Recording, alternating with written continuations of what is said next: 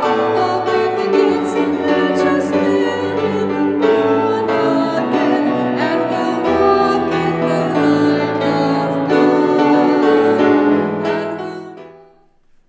you ever watch a horror movie that involves demonic possession, it's hard not to get an enormous sense of relief and satisfaction when the protagonist, oftentimes an actor playing the role of a priest, comes out victorious when, after a brutal confrontation, he's able to extract and eliminate the vicious, evil spirit residing in the person's body or terrorizing the person's home. The whole idea that demons exist and that they exist to wreak havoc on humans stretches as far back as religion itself. Babylonian priests from ancient Mesopotamia performed exorcisms by casting wax figurines of demons into a fire. In Hindu culture, there are supernatural beings, largely understood as demons, that challenge the gods and they sabotage human affairs. And in the Jewish tradition, the collective word for demons translates to the one who does harm. They were malignant beings who were especially dangerous to the lonely traveler, to a woman in childbirth, or to children who were out after dark, and to those who voyaged at night. Indeed, the Jews and the whole ancient world believed strongly in demons and devils. The exorcism in today's gospel from Mark may not have been violent and over the top, like what we see in Hollywood movies. Nevertheless, it presents to us a man in the grip of an unclean spirit, crying out to Jesus. Then this unclean spirit makes a startling statement that he knew of Jesus' identity. Oh, but Jesus shut him up right then and there, because Jesus was not about to let the evil one proclaim that Jesus was the Messiah. Why? Because speaking the name of the person or power would give one authority over it.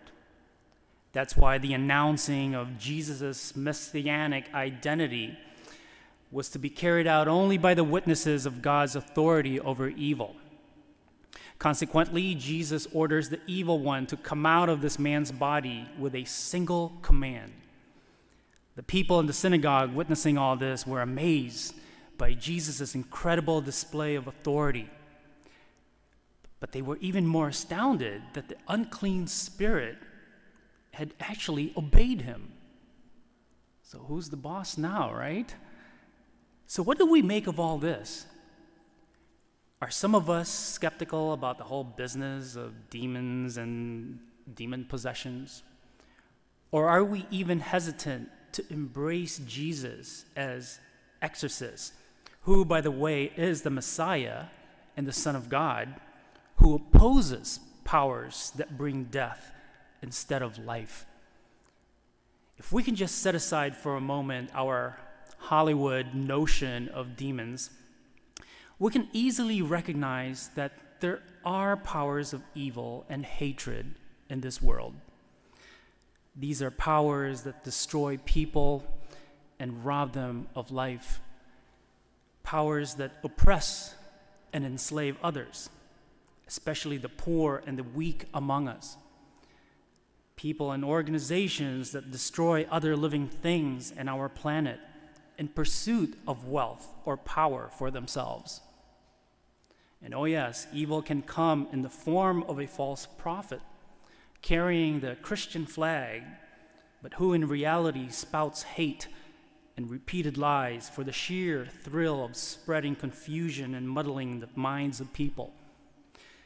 We allow evil and hatred to control our very soul when we choose not to follow Jesus, who is the true prophet, but rather follow a false prophet whose demonic force wants nothing more than to sow chaos and disorder and to pull everyone around him down to his own level.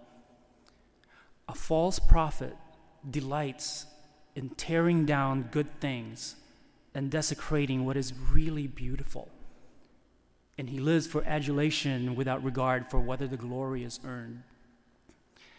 Satan's forces are always at work to keep us from walking in the truth. And sometimes we're caught up in this vile hatred, thereby allowing our hearts to be a breeding ground for greed or malice or arrogance or slander and even theft and so forth. But there is good news. The answer to the evil that exists is Jesus Christ. He is always the answer. But to eliminate this evil within us, we must go to Jesus, confess our sins, ask for forgiveness, then strive to live by his word and the life Jesus demonstrated to us in his word. And when Jesus hears us and heals our dark hearts, we can be a force of good in the world. We accomplish this by leading by example, good example, going after your goals with inspiring persistence and motivating others to do the same. We can do this by stopping with the whole victim speech of I can't or I don't know. Also by being an instrument of service and by being grateful and mean it. We can bring life, light, and the truth. And the closer we get to live and think as Jesus Christ, the more our heart will be filled with joy and love, and will be unburdened. So listen to the word, and let it help us cast aside the demons around us.